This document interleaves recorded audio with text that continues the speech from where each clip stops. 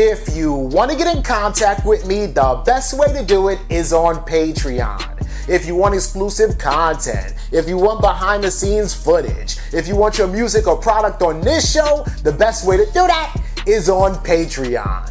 Peace, y'all. Johnny Fastlane here. So, Funk Flex goes in on T.I., and Machine Gun Kelly says he had a better year than Pop Smoke. Plus, Kid Cudi launches a music app. Let's talk hip-hop. Let me also tell you, boy, your catalog ain't even prepared for 50 Cent's first album. Stick to reality TV. You look great on there. All right? This is gonna be a great battle, okay? Big Snow versus the Crime Dog. It's fun and games to y'all. I'm making it something. Once again, your albums ain't worthy against 50 Cent's first album. None of your catalog compares to Busta Rhymes' catalog. Nice try with the dinosaur talk and everything else. That all sounds good when you don't want to step in the ring. You know what them records sound like. You've been in that club when them Busta Rhymes records come on in that club. Don't act like you don't. Stop it. Alright, yo, this is crazy, right? So the whole situation is, that was Funk Flex on Hot 97 on his radio show, going in on T.I., right? So he's calling T.I. a boy, right? He's saying, who told you that you the king of the South? Your whole music catalog can't compare to even 50 Cent's first album, right? And y'all know that T.I. was trying to call out 50 Cent for a versus battle until he ended up actually scheduling the versus battle with Jeezy, right? He says that you can't go against Busta Rhymes. He said, you was in the club when them songs came on, you try to say that Busta Rhymes is too old for you, but really you scared, right? And this is crazy as hell. He also said that T.I. is not the king of the South. Who told you the king of the South when there's a lot of other people in front of you, right? He named 2 Chainz. He named Gucci Mane and Jeezy. He named Rick Ross. He named Ludacris and Lil Wayne. He said all of these people are in front of you, T.I., so how are you the king of the South? He also then even said that song 24s Blowin' Dro by T.I., he said 24s is whack, and that the only good song that T.I. has is Bring 'Em Out, because Jay-Z's vocals are on that. And he said that Swiss Beats made you, T.I. Swiss Beats made you when he produced that song for you, right? Crazy as hell, right? Then further, Funk Flex goes on Instagram after all of that, puts up the Crime Stopper video that T.I. did back in the day, and we all know why T.I. did that Crime Stopper video back in the day. Basically, it was part of his community service. Y'all know he got arrested for buying like a bunch of machine guns from an undercover cop. He did a year and a day in jail, but he also had like 10 years of probation. He had to do a bunch of community service. So instead of like having to pick up bottles on the side of the highway or, sitting in front of a high school, assembly telling them about, their future, his community service is that he had to do these Crime Stopper commercials, right? Anyway, so Funk Flex puts up the commercial. We all seen the commercials. They've been out for 10 years now, right? But Funk Flex puts the commercial on his Instagram. And then in the comments, and this is crazy because Funk Flex is like giving a backhanded compliment, but at the same time going in on T.I. So in the caption, he goes, I have the utmost respect for T.I. His record making ability is stellar. He's a positive brother who does everything for his community. He also helps others and helps people any chance they get, right? But please do not try to paint a narrative on social media to the younger generation that ain't true.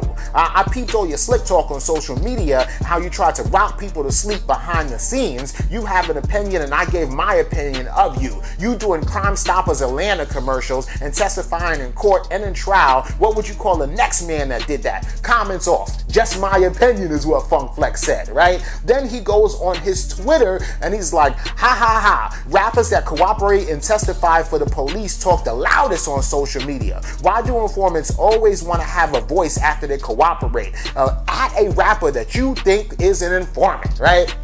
And then a bunch of people start commenting on Funk Flex's thing, but not, you know, the way that he wanted them to. So he wanted them to be like, yeah, T.I.'s an informant. But a lot of people like, yo, delete your account, bro, right? Somebody says Common, which is weird, right?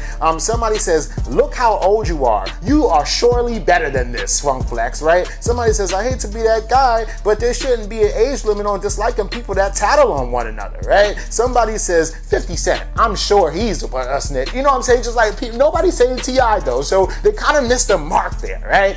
Just crazy as hell. And then it got me thinking, like, why the hell is Funk Flex going in on T.I. for no reason, and T.I. is pretty much ignoring him? If you go on T.I.'s like Instagram and his Twitter, T.I. is talking about make sure you go vote, right? While Funk Flex is going in on T.I., right? So I got to thinking, like, why is Funk Flex doing this all of a sudden? Why is he calling attention to himself? And then I realized that he has a new show coming to Instagram.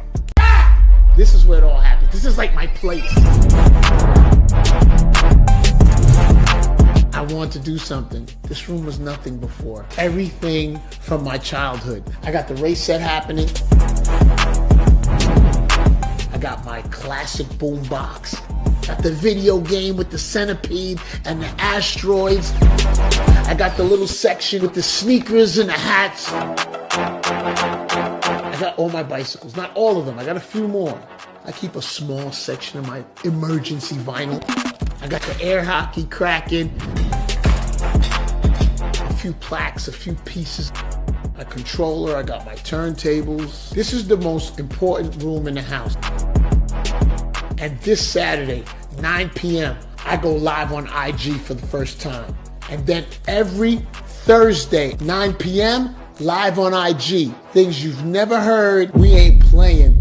So Funk Flex has some show on Instagram Live, you know, where he's in his man cave, showing off like his sneakers and his classic, you know, vinyls and his little race car track and all that, right?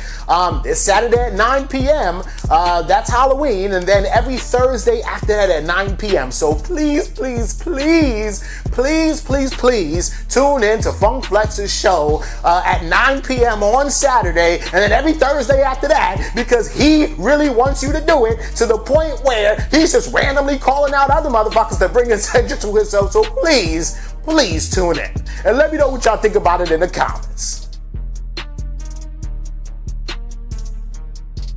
Alright, this is funny as hell, right? Because Carl Cherry, who's the creative director and the head of urban music at Spotify, went on Twitter and basically was like, Lil Baby, Roddy Ricch, and Pop Smoke own 2020, right? Then he came back and retweeted his own tweet, and he's like, and this is not a rap conversation, right? This is all genres of music, period, right? That they ran 2020. And I'm like, okay, I hear you, Carl, right? So Machine Gun Kelly sees this, he jumps in the conversation too, right? And he's like, then my #1 album, first week sales, and breaking the genre box we artists are put into will gladly jump into this conversation then. And then he says, as well as being at the forefront of creating a format for quarantine music videos, which has been the entire 2020, right? And then Carl Cherry actually responded to Machine Gun Kelly and is like, listen, Roddy's album was #1 for 4 weeks, and The Box is the biggest song of the year. Fact. Lil Baby was #1 for 5 weeks in a row. Only double platinum album this year. And he's the king of features. Fact. Pop Smoke debuted at #1 and went back to #1 3 months later. Only a select few can join that conversation, right?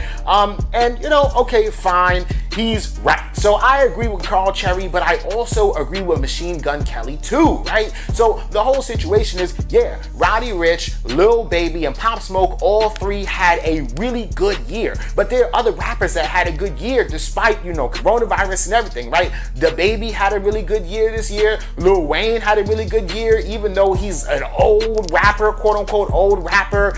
Juice WRLD had a good year, even though he's passed away. And yeah, Machine Gun Kelly had a really good year too, right?